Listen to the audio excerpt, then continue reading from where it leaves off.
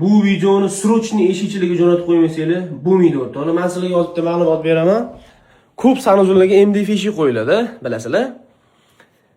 Zazorni yopishmaydi. Mana bunaqa joylarda zazor bo'lib turadi.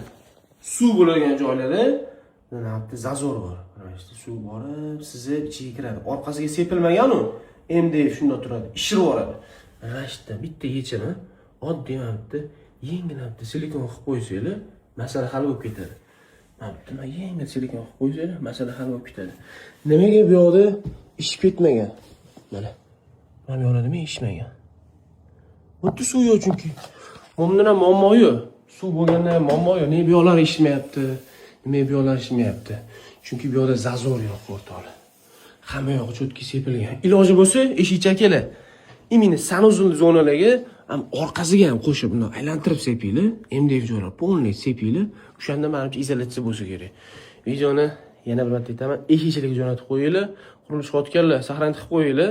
Kommentariyada fikringizni qoldiring. Sog' bo'ling, salomat bo'ling.